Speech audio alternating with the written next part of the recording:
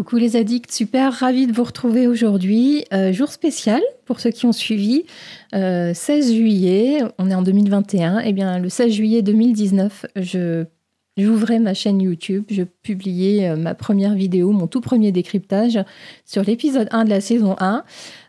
En 2 ans, la boucle est bouclée, puisque aujourd'hui, eh bien, c'est mon dernier décryptage. Alors, c'est c'est le dernier épisode de la saison 4. Parce que entre deux, eh bien, j'ai fait la saison 5, elle est déjà disponible sur la chaîne. Donc voilà, je suis super contente. J'espère que vous êtes avec moi sur le chat en direct lors de la publication de la vidéo. Puis si ce n'est pas le cas, c'est pas grave. J'espère que vous allez apprécier ce dernier décryptage. Eh bien écoutez, je vous propose qu'on y aille tout de suite. C'est parti.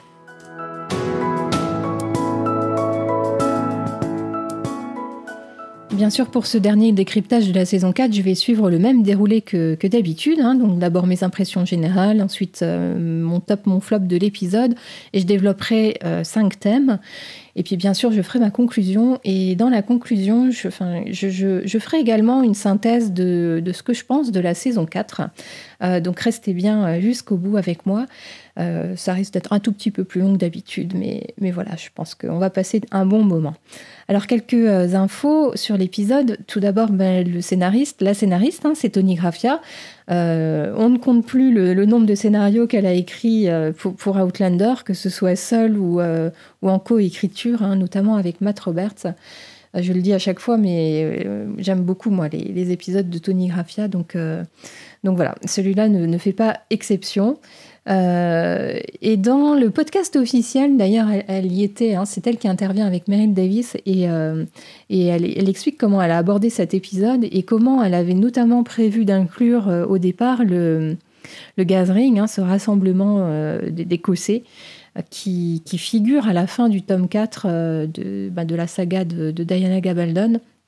Dans la saga, donc ce rassemblement d'Écossais commence à la fin du tome 4 et se poursuit sur de nombreuses pages dans le tome 5.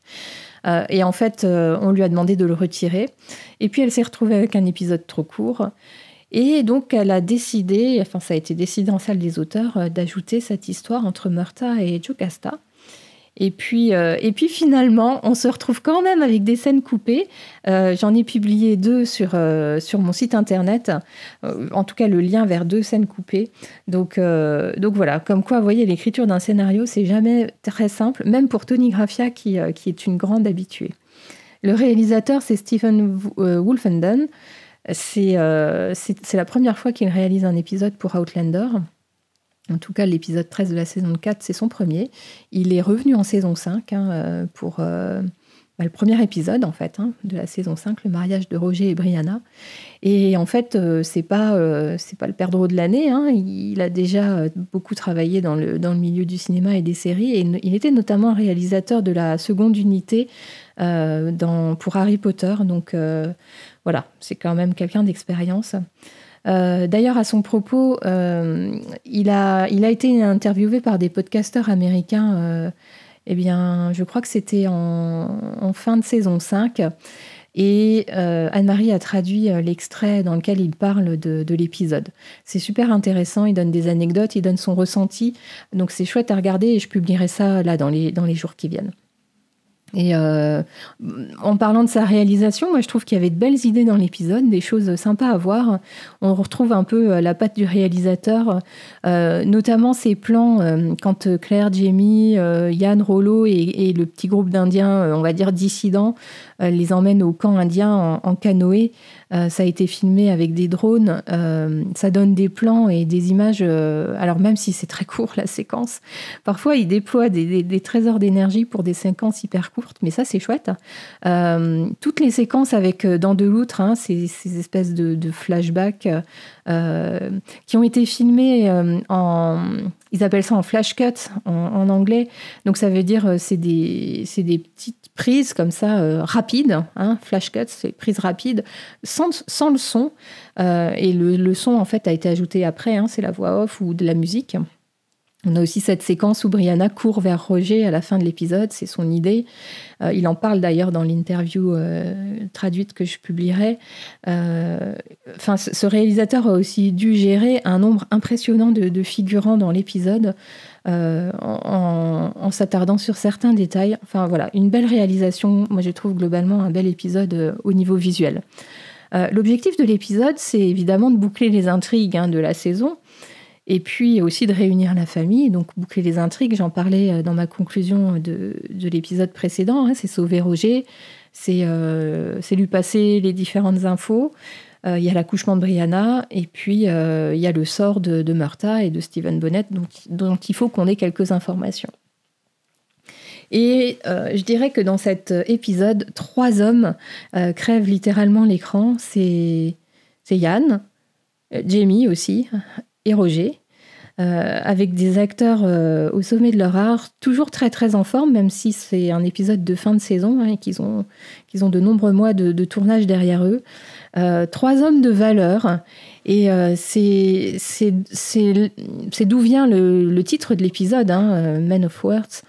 C'est un clin d'œil bien sûr non dissimulé à une réplique de Ian à Jamie dans l'épisode, mais qui fait miroir à une phrase que Jamie avait dit à Ian dans le tout premier épisode de la saison, dans le sens, il faut faire quelque chose de sa vie, quoi. Et donc voilà, Ian lui répond là un peu en miroir.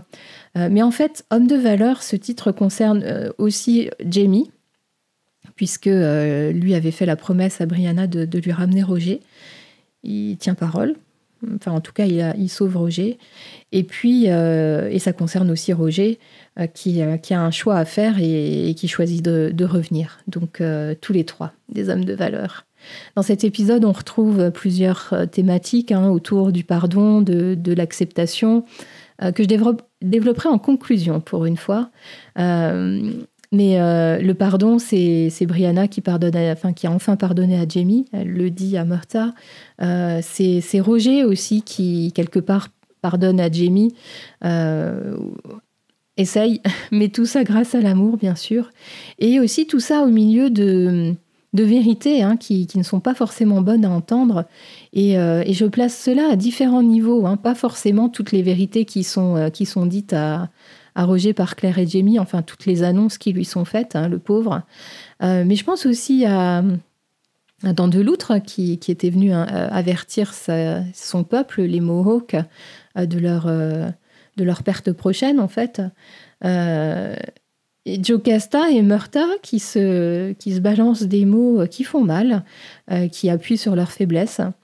On peut dire que dans l'épisode, au cours de toute la saison au final, une grande force morale de la part de tous les personnages, durement mis à l'épreuve. Et je trouve que de ce point de vue-là, l'accouchement de Brianna en est l'illustration parfaite. J'en parlerai un petit peu, mais lors de son accouchement, on la sent vraiment combative. Oui, elle est déterminée. Alors dans cet épisode, on a une vue encore plus précise de tous les décors du village Mohawk dont j'ai déjà beaucoup parlé. J'ai parlé aussi du nombre impressionnant de figurants, le réalisme des décors, le réalisme des costumes. Et si vous voulez, il y a un peu plus de détails dans certaines vidéos des coulisses, des photos, tout ça en lien directement sur mon site internet, comme d'habitude. Et aussi, je crois que le réalisateur, dans son interview, il fait une petite mention. Enfin, comme tous les acteurs qui ont fréquenté ce plateau, il dit que voilà, c'était vraiment très, très impressionnant. Et je parlais des costumes. Alors, bien sûr, il y a le costume des Indiens. D'ailleurs, dans cet épisode, vu que je l'ai revu plusieurs fois, je me suis parfois attardée un petit peu sur des personnages qui étaient un peu en second plan. Puis à chaque fois, j'essaye de faire aller mon regard un peu ailleurs, mais partout où on pose ses yeux, c'est juste impressionnant.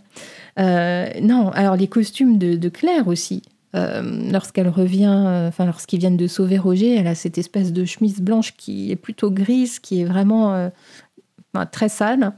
J'aime beaucoup d'ailleurs le look de Claire dans cet épisode avec ce bandeau dans les cheveux. Enfin, ça fait un peu... Ça fait, oui, combattante aussi.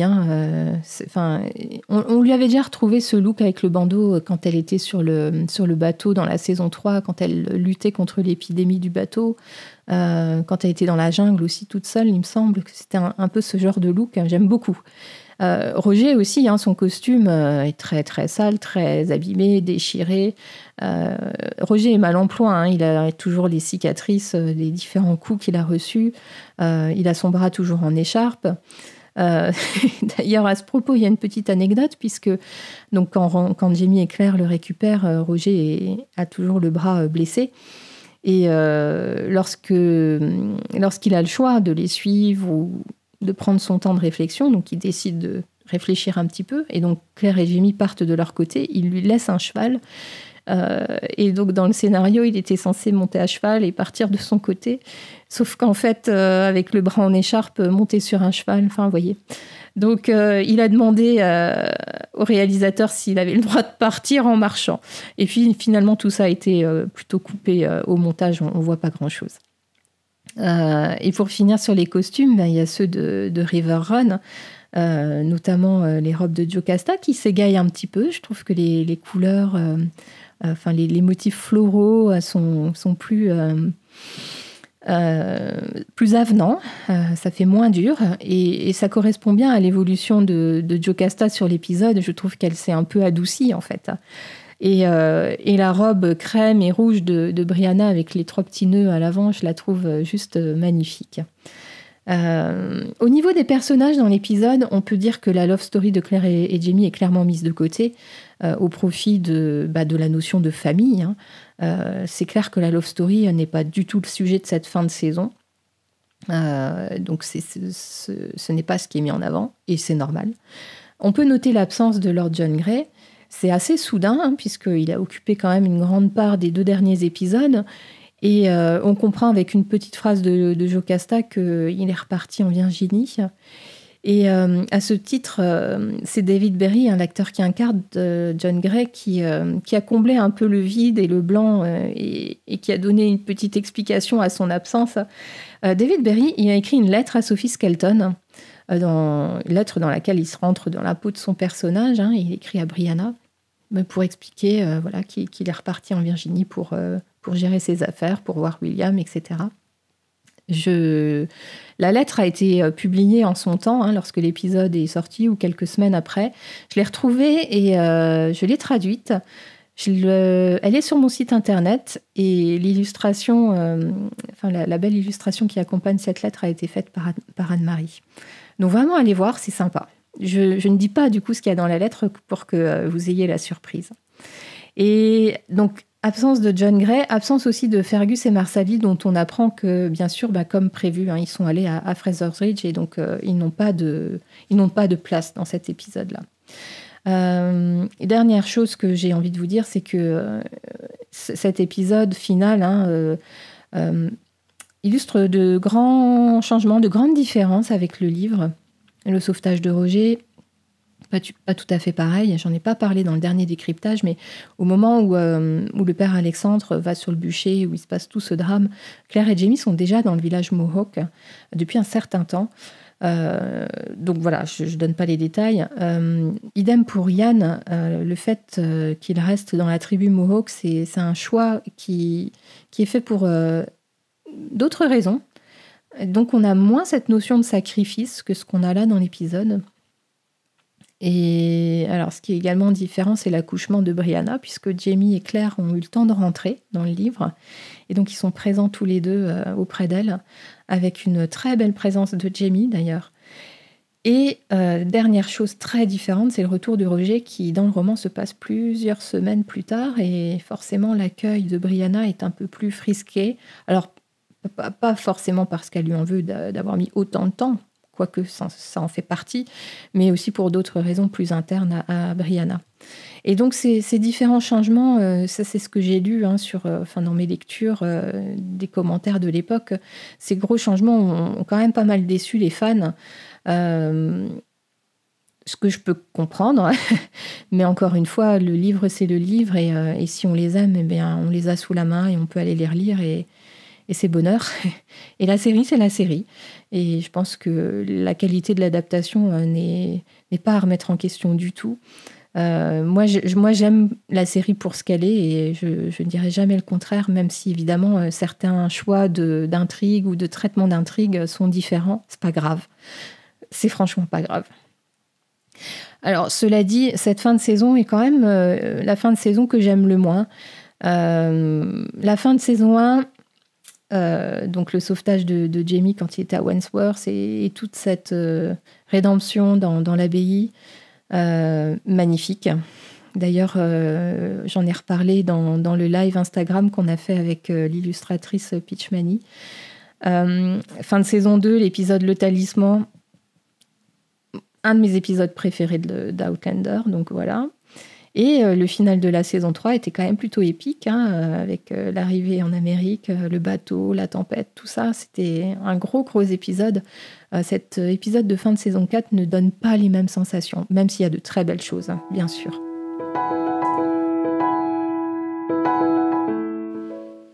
Ce que j'ai préféré et ce que je n'ai pas trop aimé dans l'épisode, je commence par mon flop. Mon flop, c'est à la fin, l'arrivée de la cavalerie. Ça se passe quelques secondes à peine après la plus belle réplique de Roger de l'épisode, lorsqu'il dit à Brianna « Emmène-moi voir mon fils ». Je trouve que ces chevaux avec les tuniques rouges qui débarquent à Riverrun, ça arrive trop vite, ça détruit le moment juste avant. Roger et Brianna n'ont même pas le temps d'entrer dans la maison. Et je me dis que franchement, cette famille ne peut jamais savourer trop longtemps son bonheur. Et là, mais c'est expéditif, quoi. En plus, ce couple Brianna-Roger a été beaucoup saccagé pendant toute la saison. Et là, ils ont un petit moment sympa, plein d'amour, plein de bonheur, et tout explose. Et donc, on pense tous, enfin moi, c'est ce que je pensais, que ces hommes, ces tuniques rouges venaient chercher, bien sûr, Murta. D'autant qu'ils viennent en nombre, donc voilà, ça aurait pu se justifier. Mais non, il y a un petit switch et on découvre que c'est simplement pour délivrer une lettre à Jamie, lettre dans laquelle on lui demande de mener la chasse au régulateur et notamment de trouver Murta Fitzgibbon, le chef de la régulation. Alors je me dis, autant d'hommes étaient-ils nécessaires pour porter une lettre à Jamie ? Voilà, vous voyez, je pense que là, il y a un petit déséquilibre et ça me plaît pas trop. En tout cas, ça me convainc pas des masses. Alors, je préfère vous parler de ma scène top et je pense que vous partagez presque tous mon avis, mais si c'est pas le cas dans le chat ou dans les commentaires, dites-moi quelle est votre scène top. Pour moi, ce sont les adieux à petit Yann. Je m'attendais pas à ce que Yann prenne une telle importance en cette fin de saison. C'est un personnage qui est resté quand même plutôt discret dans cette saison 4. Un jeune homme, on va dire présent en filigrane, mais sans intrigue réelle, avec peu de scènes, peu de dialogues. Et alors, bon, bien sûr, il a un rôle important dans ce qui est arrivé à Roger. Et dans le cours de la saison, il a été établi que Yann avait beaucoup d'intérêt pour le Nouveau Monde, pour les Indiens. Sa discussion avec John Quincy Myers dans l'épisode 2. On a souvent entendu dire, Jamie, que Yann était parti chasser avec les Cherokees, donc c'est la tribu qui vit pas loin de Fraser's Ridge. On voit bien qu'il a appris la langue indienne, déjà au moins le Cherokee, et là, du coup, il a quelques notions de Mohawk. Ses vêtements aussi qui ont évolué au cours de la saison. Yann est un jeune homme qui aime l'aventure, je l'ai déjà dit, il est comme Jamie de ce point de vue-là. Et les Indiens ont accepté donc l'échange de Yann contre Roger, alors que c'est Jamie qui s'était proposé. La décision de Yann, pour moi, ressemble un peu à un sacrifice. Il se sacrifie pour que Roger puisse rentrer vers Brianna. Il sauve Roger, mais je pense qu'il sauve aussi Jamie, puisque si c'est pas lui, c'est Jamie qui doit rester. Et en fait, pour moi, c'est aussi un peu... alors, je dirais pas un rite de passage, mais quelque part, par ce geste-là, Yann devient adulte. Parce qu'être adulte, c'est mettre les autres avant soi-même. Et avec son geste, c'est vraiment ce qu'il fait. C'est dur pour Jamie parce qu'il lui faut accepter, bien sûr, ce choix de Yann. Jamie considère Yann comme son fils. Oui, on n'est vraiment pas loin de ça. Et il faut accepter que ses enfants fassent leur propre choix. Pour Jamie, c'est compliqué. Il est mortifié de le perdre. Et néanmoins, il comprend, il accepte sa décision et il l'honore. C'est-à-dire que comme lui demande Yann, il ne la conteste pas. Voilà. J'aime cette scène parce que la performance de tous les acteurs est juste merveilleuse.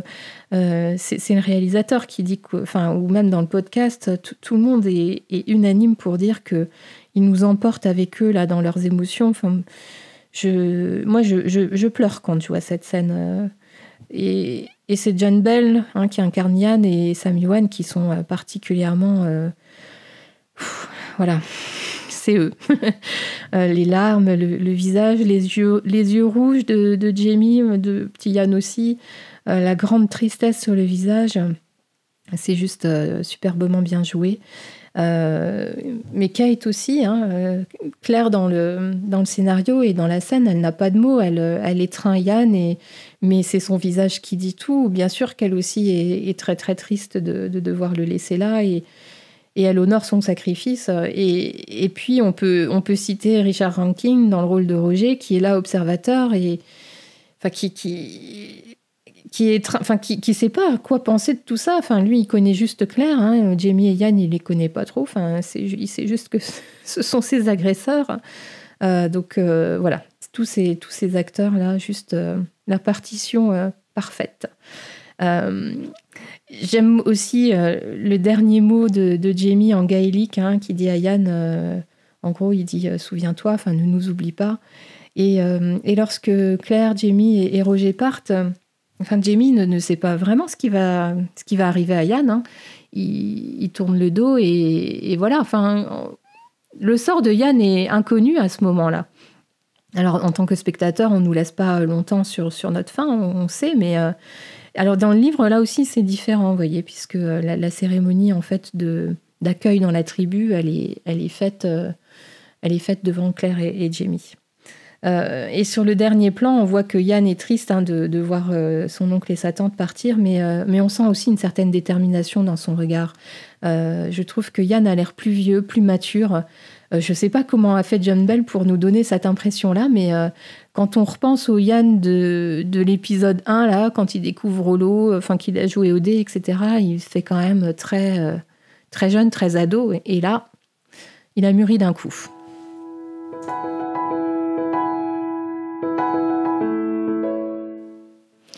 On passe à méta, mais pour le premier, j'ai choisi de vous parler du sauvetage de Roger et puis des conséquences de ce sauvetage. Alors, au niveau de la tribu indienne, le début d'épisode nous place tout de suite dans l'idée que, ça y est, Claire et Jamie et Yann sont arrivés au village Mohawk où se trouve Roger. Jamie observe de loin, il voit les Mohawks d'ailleurs jouer à une sorte de hockey sur gazon, ils appellent ça lacrosse en anglais. Et pour la petite anecdote, ce jeu avec les crosses en bois, c'est vraiment les Indiens, les Mohawks, qui ont inventé ce jeu. Donc voilà. Mais Jamie est repéré et donc ils arrivent au village sous bonne escorte avec des intentions qui sont clairement exprimées d'entrée de jeu. Ils cherchent Roger, ils veulent l'échanger contre du whisky et des casseroles. On voit qu'il y a une certaine incompréhension de K.R. Houghton. Vous savez, cet Indien avec la veste rouge qui avait eu un rôle important dans le dernier épisode. Il se demande pourquoi ils veulent récupérer Roger. Pour lui, c'est probablement un homme de peu de valeur. Donc là, il est dans l'incompréhension. Et lorsqu'ils sont en face du chef du village, il y a un certain sarcasme, une petite ironie, ce petit sourire au coin des lèvres lorsqu'il s'adresse à Claire et Jamie. Voilà. Là, on ne sait pas trop bien encore ce qu'il va faire. Et en fait, le retournement de situation est total lorsque la tribu voit la pierre autour du cou de Claire. Ils ont peur. On sent qu'ils ont peur. Ils se mettent un peu en recul. Et le chef du village, il décide qu'il ne veut plus du tout négocier. Il y a une grosse tension dramatique. Ils doivent partir du village.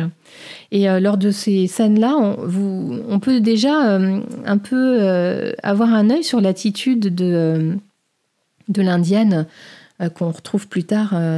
Alors, pardonnez-moi pour l'écorchement des noms des Indiens, mais je crois que c'est Kewatiosta. Donc cette Indienne, alors on le sait pas quand on découvre l'épisode, mais là elle est tout le temps dans les scènes et on voit comment elle regarde son chef, comment elle observe les réactions et ouais. Et donc justement elle arrive sur le campement de Jamie et Claire de nuit avec un autre petit groupe d'Indiens dans une attitude un peu menaçante au départ, mais grâce à Claire hein, qui expose sa curiosité, sa volonté de discuter, cette Indienne raconte toute l'histoire de Dent de Loutre. Alors nous, on sait hein, que c'est un voyageur, puisque Claire avait découvert les plombages dans les dents hein, de son crâne. Et là, on comprend mieux en fait toute son histoire. Et d'ailleurs, la title card, la carte de titre, ce qu'on voit au début d'épisode, elle pose en fait toute cette histoire hein, avec des images très stylisées, fin années 60, début 70. En quelques secondes de cette title card, tout est dit. On situe l'époque grâce aux vêtements, notamment de la femme qui est sur le banc. On a l'identité de l'Indien qui lit le journal, puisqu'il a la pierre autour du cou. On découvre que cet homme est un peu agacé par les enfants qui jouent aux cow-boys et aux Indiens.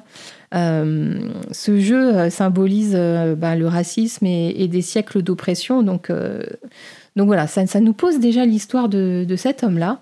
Et puis ensuite, on a des flashs sur son histoire. Hein. Donc j'en ai parlé en intro.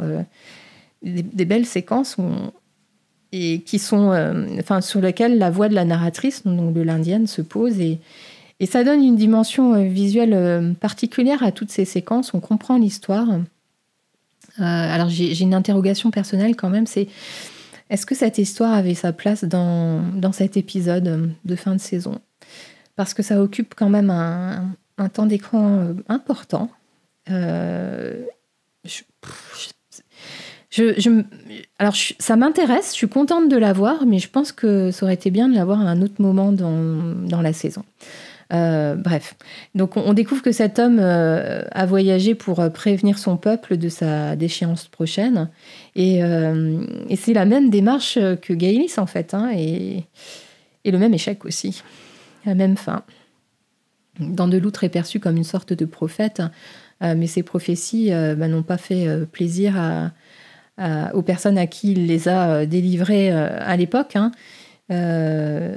Ils n'y ont pas cru ou ils n'ont pas voulu y croire et l'Indienne, hein, Kewatiosta, veut continuer elle, à faire circuler le message de Dent de Loutre parce qu'elle croit à ce message et qu'elle veut que son peuple se protège contre d'éventuels malheurs qui pourraient lui arriver.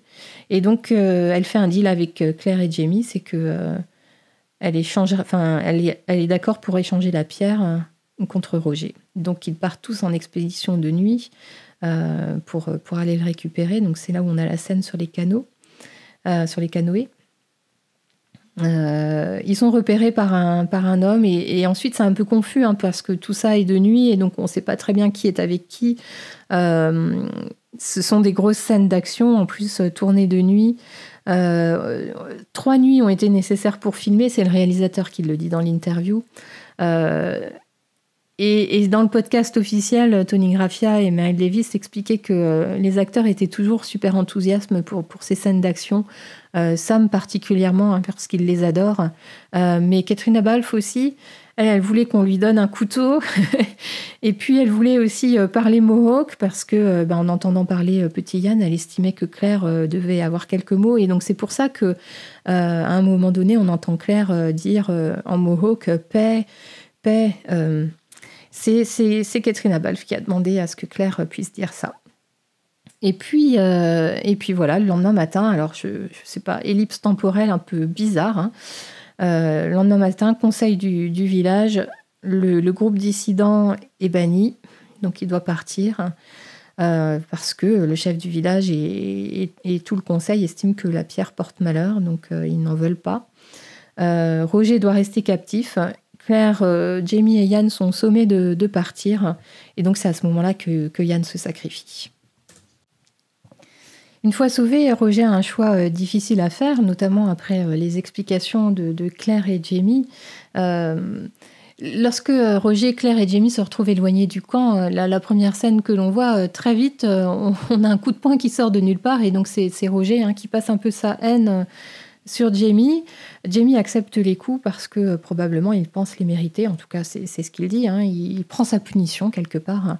Et à ce moment-là, on a un montage entre ce qui se passe entre Roger et Jamie et ce qui se passe pour Yann, resté donc dans la tribu indienne. Donc on voit que Yann prend lui aussi part au Gauntlet. C'est sa punition à lui. Pendant que Roger passe toute sa rage, toute la rage de ce qu'il a vécu ces derniers mois sur Jamie, on le découvre exprimer des choses qu'il avait sans doute pas pu exprimer jusqu'à présent. Donc Roger, lui, n'est pas très à la fête parce qu'il n'est pas très en forme physique. Alors que de l'autre côté, Yann est très à l'aise. Lui, il est jeune, il est en bonne santé. Il a voyagé à cheval depuis Fraser's Ridge, alors que Roger, si vous vous souvenez, il avait dû faire tout ce chemin à pied. Yann était un jeune homme assez fort. Et donc, pour Yann, c'est réussi. Il passe l'épreuve du Gauntlet. Il est intégré dans sa nouvelle famille. Une grande joie de la part de petit Yann. Le merveilleux sourire de John Bell. Ça fait plaisir, même si je pense que... il n'oubliera pas Claire et Jamie, mais il est clairement heureux d'être là. Donc, acceptons ce fait-là. Et si je reviens à Roger, bien sûr, lui, il sort épuisé de son corps à corps avec Jamie, même si Jamie n'a pas rendu coup pour coup. Et par la suite, il se prend des coups de massue plus figuratifs de la part de Claire et Jamie, puisque il reçoit des nouvelles d'un premier abord sympa. Donc, il a des bouffées d'espoir. Et puis, très rapidement derrière, il y a une mauvaise nouvelle qui tombe et qui l'assomme complètement. Et donc, il apprend que Brianna va bien, que ce n'est pas elle qui avait commandité tout ça, son agression et sa vente au Mohawk. Mais tout de suite après, il découvre qu'elle a été violée. Et puis que c'est Stephen Bonnet, cet homme qu'il connaît si bien. Et lorsque il parle de Bonnet, la moutarde monte au nez de Jamie. Il accuse Roger d'être parti, d'avoir laissé Brianna seule. Et en gros, il donne sa part de responsabilité à Roger dans tout ça. Et Roger, je pense qu'il sait qu'il y a du vrai dans tout ça. Et donc, il décoche un dernier coup de poing à Jamie. Jamie le prévient que ça sera le dernier, parce que la prochaine fois, il y répondra. Et donc là, Roger se retourne vers Claire, une figure un peu plus amicale, pour expliquer les raisons de son absence aussi longue. Il montre les pierres. Donc, il n'est pas revenu tout de suite à Fraser's Ridge parce qu'il était parti sur le bateau de Stephen Bonnet pour lui voler les pierres précieuses. Enfin non, pas pour lui voler, ça c'est dans le roman, mais pour obtenir les pierres précieuses. Claire, on le sait, elle a de l'affection pour Roger et il faut se rappeler que sans lui, elle ne serait pas là. C'est Roger qui a trouvé la trace de Jamie juste avant que Claire n'ait la possibilité de repartir vers lui. Donc...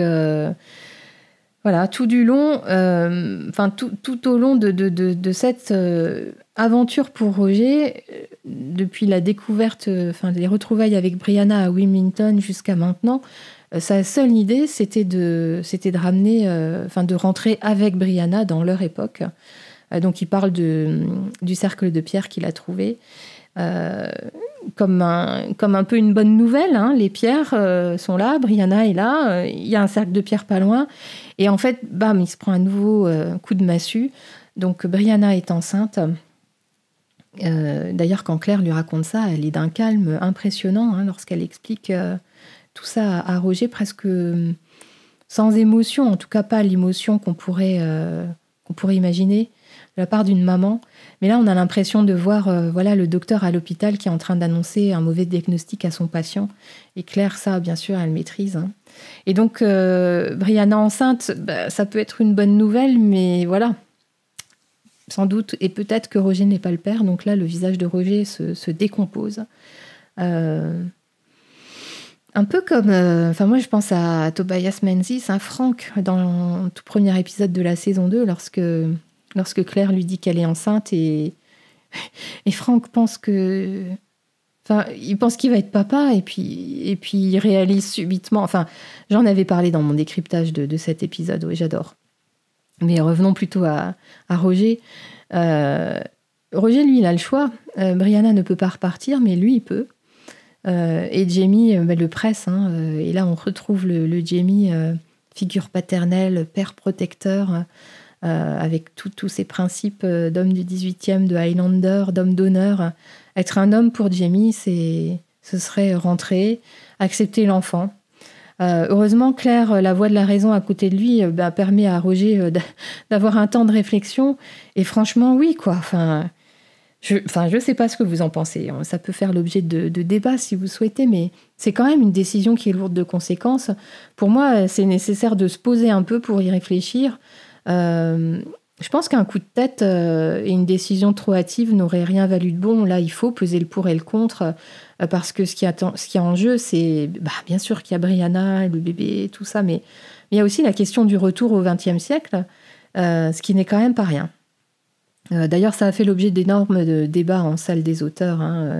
Certains pensaient que les spectateurs allaient détester Roger de ne pas suivre immédiatement Claire et Jamie. Mais ce qui a été retenu, c'est le fait de montrer le côté humain de cet homme-là. Enfin, je veux dire, c'est pour la romance et pour une série télé, on pourrait dire ah bah oui, il l'aime tellement, il part sans y réfléchir. L'humanité, voilà, c'est aussi parfois de peser le pour et contre des lourdes décisions. Et moi, j'adhère. Voilà, j'adhère au choix qui a été fait. Maintenant, je vais vous parler de la fin de grossesse et de l'accouchement de Brianna. Et je commence par vous parler d'une scène coupée très émouvante qui aurait dû ouvrir l'épisode. Elle a été enlevée parce que le choix a finalement été fait de rentrer directement dans l'action, en fait. Et c'est vrai que cette scène, c'est une scène entre Jocasta et Brianna. Elles sont sous le porche de River Run et c'est une discussion entre ces deux femmes. Voilà, Brianna qui exprime ses craintes, ses doutes au sujet du retour de ses parents, au sujet de Roger qui est peut-être mort, au sujet de son bébé dont elle a peur qu'il soit un monstre si c'est le fils de Stephen Bonnet. Brianna parle aussi de sa mère qui lui manque beaucoup. Et en retour, on a Jocasta très maternelle justement, qui lui assure qu'elle sera à ses côtés. Au moment de l'accouchement et même après, en fait, si jamais les choses ne devaient pas se passer comme normalement et de la meilleure des manières. C'est une scène touchante, émouvante. On ressent l'esprit de famille de Jocasta et voilà. Et moi, je trouve aussi que c'est bien qu'on voit Brianna en plein doute, même si on a une petite scène un peu plus tard là dans l'épisode où quand elle est avec Fédré, on voit bien qu'elle n'est pas super confort avec la naissance à venir parce qu'elle se pose plein de questions sur son bébé. Et il y a la métaphore du bébé pas parfait, elle se fait avec son dessin qu'elle ne trouve pas abouti et pas réussi. Depuis que Lord John Grey est parti, on apprend que Brianna s'ennuie, elle trouve le temps long. Et à l'arrivée de Murtagh, elle lui confie assez rapidement le subterfuge de son mariage avec John Grey. J'aime beaucoup la réaction de Murtagh qui lui dit « Dieu merci ». Voilà, j'adore ce personnage. Murtagh, il me fait toujours soit sourire, soit rire dans ses interventions. Donc, il m'a beaucoup fait pleurer dans la saison 5, mais ça, c'est une autre chose. On n'y est pas encore. Et l'avantage de cette discussion entre Brianna et Murtagh, c'est qu'on apprend que Brianna a trouvé un peu de paix dans son tête-à-tête avec Bonnet à la prison. Et on apprend aussi surtout qu'elle a réussi à pardonner à Jamie, et donc ça, c'est plutôt positif. L'accouchement, c'est une séquence très courte, mais qui est belle, puisqu'on a une scène où on n'a pas le son réel de la scène, il y a une musique. Mais là, l'actrice, Sophie, a vraiment tout donné dans cette scène-là. Elle a quand même vraiment crié, même si on ne l'entend pas.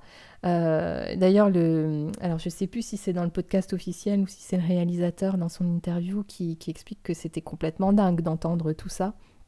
Et je le disais en intro, Brianna est vraiment déterminée dans cet accouchement. Elle ne flanche pas, en fait. Ouais, elle est forte. Et comme Jocasta lui a dit dans cette scène sous le porche qu'on n'a pas dans l'épisode, elle est présente à ses côtés au moment de l'accouchement, donc on a cette figure maternelle. Et puis on a aussi Lizzie et Phèdre qui sont là toutes les deux. D'ailleurs, on a un tableau assez magnifique au moment où Brianna a son bébé dans les bras et où la caméra se recule en travelling arrière.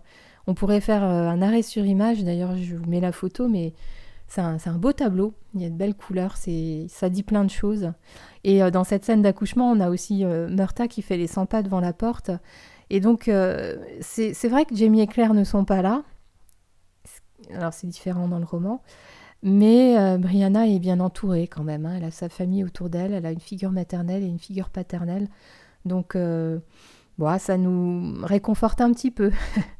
Et quand Brianna a enfin son fils dans les bras, il y a un mélange d'émotions qui se joue, bien sûr. La crainte de découvrir ce nouvel être, peut-être fruit de son agression par Stephen Bonnet, un peu de terreur, une certaine incertitude, et puis rapidement, quasiment immédiatement, un amour infini dans le regard. Peu importe le père, elle va l'aimer, c'est sûr. Et on peut saluer la performance de Sophie Skelton, qui n'est pas maman, donc trouver à jouer toutes ces émotions en si peu de temps, c'est très beau, c'est très bien fait. Je vous parle maintenant du retour de Claire et Jamie à River Run. Et donc, grâce à l'âge du bébé qui est donné par Brianna, donc on sait qu'il a 2 mois. D'ailleurs, ce bébé n'a pas de nom et il n'est toujours pas né officiellement, puisque Jocasta souhaite que ce bébé soit baptisé. Et la date de naissance sera choisie dans les liens du mariage. Donc, il n'est toujours pas né. C'est très Mackenzie, ça, comme attitude. Et voilà, Brianna accueille ses parents sous le porche, le cœur rempli d'espoir, et puis très rapidement, un visage qui se referme quand elle voit que Roger n'est pas là. Et c'est Jamie qu'elle interroge du regard pour essayer d'avoir une explication. Jamie la rassure, et en même temps, ça ne la rassure pas totalement, puisque, il est vivant. Mais on peut être content d'entendre ça, mais il est vivant et il n'est pas revenu. Donc le visage de Brianna se transforme, elle est tellement triste. J'aime beaucoup aussi le plan sur le visage de Jamie, qui est très ému de voir sa fille avec le cœur brisé de cette manière-là. Et pour la petite anecdote, les auteurs voulaient finir la saison là-dessus, à la base. Donc sur ce cliffhanger, de savoir si Roger était revenu ou pas.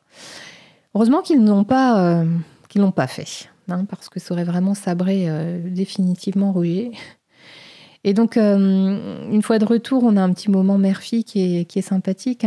Claire apporte du réconfort et on a l'image d'une petite fille dans les bras de sa mère. Ça, c'est touchant. Et du coup, ça me fait quand même dire qu'il manque un petit moment entre Brianna et Jamie. Un moment père-fille. Ça n'aurait pas été très difficile, le simple fait que, par exemple, Brianna donne le bébé à Jamie pour qu'il le prenne, ou quand elle arrive dans la scène du dîner là dont je vais parler, elle aurait pu toucher la main de Jamie, ou un regard un peu plus appuyé, enfin quelque chose, quoi. Ça n'a pas été fait. Alors, cela dit, je dis ça, pas difficile. Visiblement, il était prévu que... Alors, soit Murtagh, soit Jamie porte le bébé, mais ça a été visiblement impossible. Et notamment dans les bras de Sam, à chaque fois qu'on lui passait le bébé, il pleurait. Donc, ils n'ont pas gardé les plans et les séquences qui ont été filmées. Je vous parle de la scène du dîner que j'ai failli choisir pour mon top. Enfin, ça pourrait être mon deuxième top, en fait, de l'épisode, parce que cette scène, dans sa conception, en fait, elle est géniale. Il y a pas ou très peu de paroles. C'est très visuel. On a d'abord cette chaise vide entre Claire et Jamie, donc on comprend que c'est Brianna, bien sûr, qui est absente. Et puis elle arrive et elle vient prendre sa place auprès de sa famille. C'est très symbolique. Bien sûr, il y a beaucoup de tristesse dans le regard de Brianna, mais il y a aussi une certaine résignation, et elle trouve un certain réconfort à être entourée d'une famille, enfin, entourée des gens qui l'aiment. Et ça marque le début d'une acceptation. La vie continue. Ils sont une famille, même si Roger ne revient pas. Et voilà. Alors bien sûr, On reste pas longtemps là-dessus. Alors d'ailleurs, le temps, encore une fois, le temps n'est pas forcément très clair. Donc combien de temps s'est-il passé entre l'arrivée de Claire et Jamie à River Run et leur projet de départ et du coup le retour de Roger? On pourrait presque penser qu'il ne s'est passé qu'une nuit. J'en doute un peu, mais voilà, on ne sait pas. Ce qui est sûr, c'est que Claire a dit à Brianna qu'elle voulait qu'elle revienne avec eux à Fraser's Ridge. Donc, ils n'ont pas dû encore passer des semaines à River Run. Voilà, donc Roger est de retour avec cette course de Brianna que je trouve d'un grand romantisme. Alors, ça a déjà été utilisé, bien sûr, dans la série, dans d'autres séries, dans d'autres films. Mais ça marche, quoi. Enfin, moi, j'adore, c'est beau. Il n'y a que quelques mots qui sont échangés entre Roger et Brianna, mais c'est des mots choisis, ils sont juste parfaits. Des mots de réconfort, je suis là. Des mots d'amour, je t'aime, je t'aimerai toujours. Et puis, on a aussi, au niveau visuel, la passion. Brianna, elle l'embrasse fougueusement. Enfin, il y a une espèce d'urgence de le toucher, de l'embrasser. C'est une scène bonheur, soulagement. Et puis, j'ai déjà parlé de ces 5 mots de Roger. Emmène-moi voir mon fils. Dans ces 5 mots, il y a tout. Il y a plein de choses. Il y a les excuses, il y a l'amour, il y a la compréhension et il y a aussi l'acceptation. Je disais que c'était un thème. Donc Roger, là, prouve sa valeur. Il est revenu et il prend sa place dans la famille. Mon dernier thème, c'est la romance entre Jocasta et Murta. Je l'ai gardé pour la fin parce que voilà, ça pouvait être un peu à n'importe quel moment. Il n'y avait pas de chronologie. On n'avait pas forcément vu venir celle-là, mais ça prouve que l'amour est possible à tout âge et probablement peut-être quand on s'y attend le moins. On avait laissé Murta dans l'épisode précédent, dans la carriole avec Fergus et Marsali. Pour moi, je pensais qu'ils allaient aller à Fraser's Ridge. En tout cas, Fergus et Marsali y sont allés. Et on retrouve Murta à River Run qui est probablement venue prendre soin de Brianna parce que maintenant que le problème Stephen Bonnet est réglé, en tout cas de son point de vue, et c'est ce qu'il dit à Jamie à la fin de l'épisode, eh bien, son rôle, c'est, en tout cas celui qu'il s'assigne, c'est de prendre soin de la fille de Jamie. Et le premier tête-à-tête entre Jocasta et Murta, il confronte ce qu'ils ont vécu ces derniers mois ou ces dernières semaines. Jocasta le titille un peu sur son séjour en prison et Murta la titille un peu sur le mariage arrangé avec Lord John. Enfin, Jocasta désapprouve l'engagement de Murta auprès des régulateurs, ça c'est clair. Et Murta désapprouve le mariage entre Lord John Grey et Brianna. Alors souvenez-vous, Lord John, c'est une tunique rouge, c'est l'ancien gardien de la prison d'Armsmoor. Donc pour Murta, ça ne matche pas du tout. Le deuxième tête-à-tête entre Murta et Jocasta, il est apaisé au début. Ils sont autour d'un verre de whisky près de la cheminée. Ils ont certainement une sensation de retour à la maison en Écosse. Ils ont des choses à partager, des souvenirs et des points communs, ça c'est évident. Et le postulat le postulat des auteurs, c'est que Jocasta avait sans doute peut-être un faible pour Murta lorsqu'elle était plus jeune. Alors que Murta fréquentait Brian et un peu Hélène, dont il était amoureux. Hélène, la sœur de Jocasta. D'ailleurs, c'est ce que j'avais noté, alors je ne sais plus c'est quel épisode, c'est le 10, le 11, lorsque Murta ramène Brianna à River Run et que Jocasta touche les mains de Murta et qu'elle dit qu'elle s'en souvient, etc. Ça pouvait paraître surprenant après tant d'années. Et donc, ce qui fait que c'est un couple qui est assez naturel, en fait. Ils partagent des valeurs et, on va dire, une histoire et une enfance commune. Murta a consacré sa vie à Jamie, c'est son parrain, mais il n'a jamais eu de femme, en tout cas pas de relation sérieuse. La seule qu'on lui connaît dans la série, c'est Suzette à Paris. Donc, on sait que Murta n'est pas un moine, mais voilà, il n'a pas eu de relation, pas de femme en tout cas, pas marié. Et j'aime beaucoup les étincelles de leur discussion. Donc, c'est tendu. Le thème, c'est la notion d'engagement pour une cause. Pour Jocasta, elle se cache un peu derrière son âge et le fait que ses combats sont derrière elle. Enfin, je dis elle se cache un peu. En tout cas, c'est comme ça qu'elle voit les choses. Et donc ces étincelles, ces désaccords provoquent une tension sexuelle. Alors c'est aussi du déjà vu dans la série, c'est un peu aussi comme ça que fonctionnent parfois Jamie et Claire. Murta, il pose des questions morales à Jocasta. Et donc ils se disputent, le verre de whisky à la figure. D'ailleurs, Jocasta vise plutôt bien pour une femme non-voyante. Et puis, surprise, on les retrouve au lit tous les deux au petit matin. Moi, je m'y attendais pas. Mais voilà, j'aime bien. J'aime bien.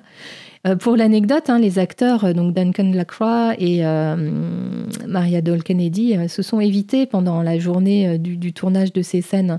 Ils ont tourné ces scènes plus ou moins le même jour. C'est vrai que si on totalise les temps d'écran, ça fait pas énorme. Et donc, ils ont voulu garder cette fraîcheur de leur relation et cette nouveauté, en fait, cette découverte.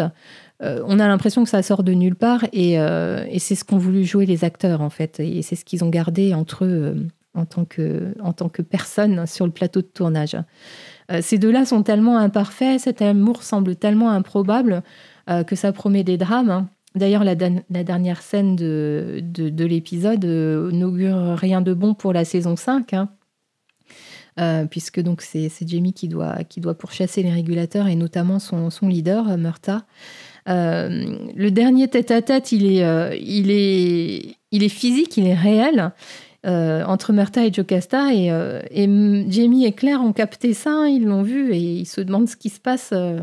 Bien sûr que non plus, ils n'ont pas été mis au parfum, ils le découvrent comme ça, de manière un peu soudaine. J'aime beaucoup leur regard, très très chouette.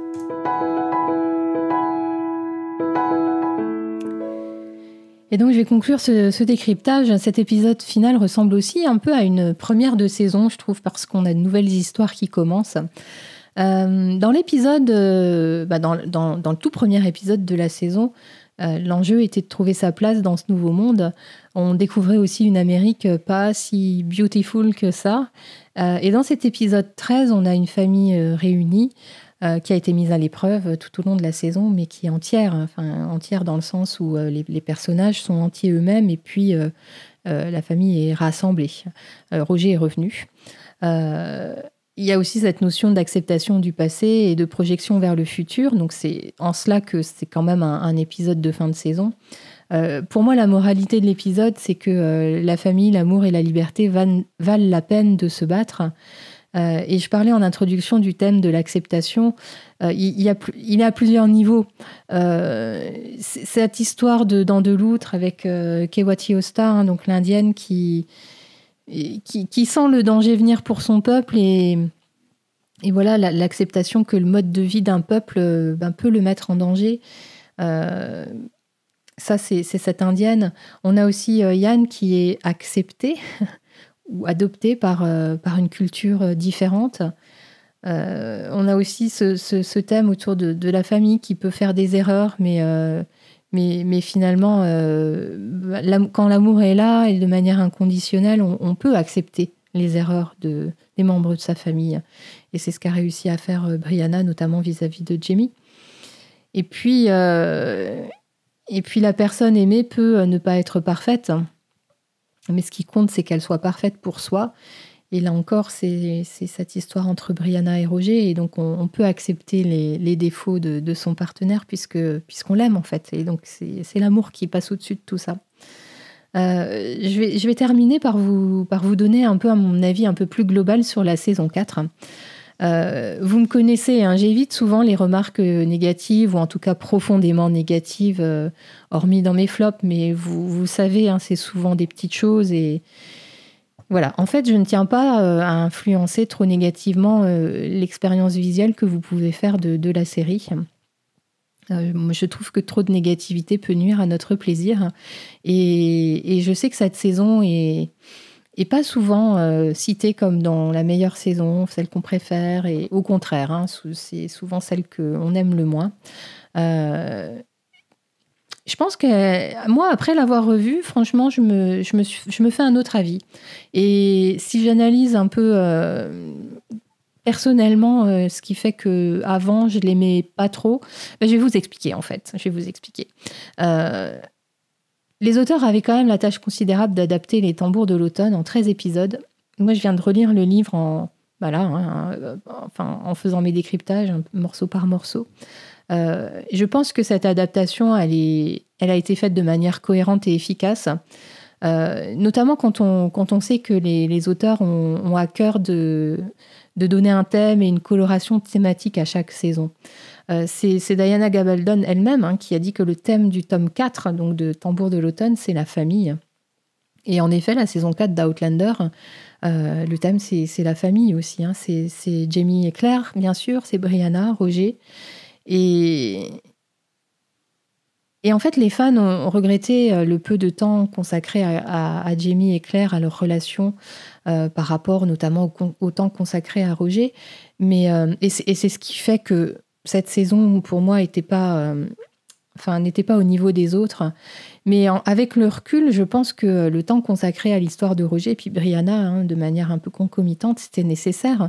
Comment peut-on parler famille et donner ce thème de famille sans accorder du temps à la fille de Claire et Jamie, à leur gendre entre guillemets, à Fergus et Marsali, à Martha, à Jocasta, et voire même à Frank et à Lyrie?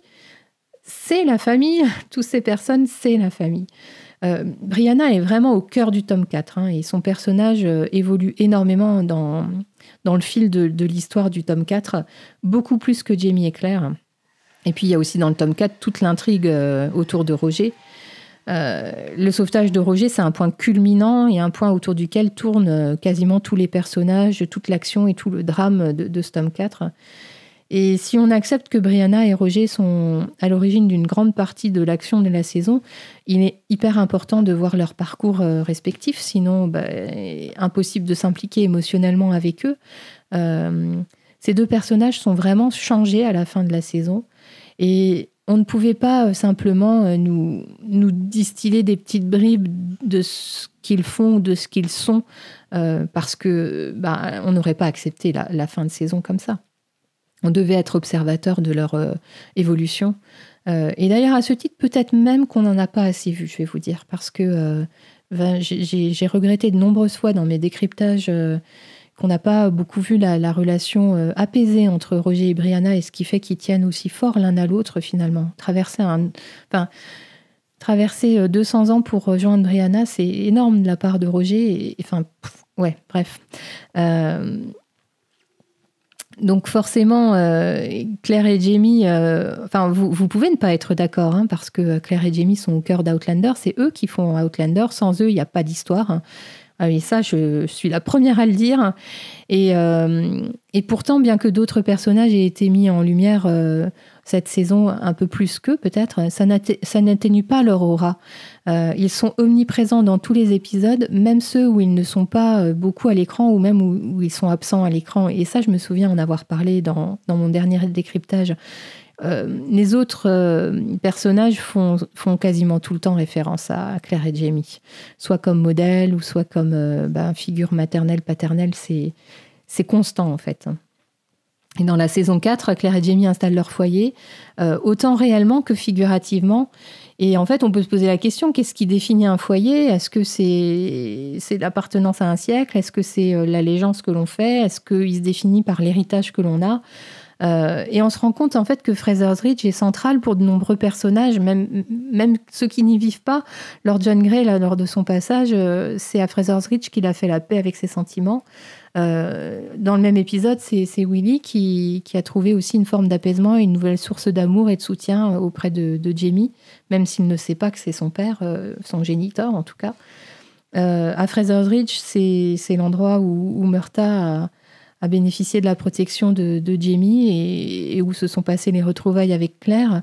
Et c'est aussi à Fraser's Ridge que Brianna s'est découvert une nouvelle famille.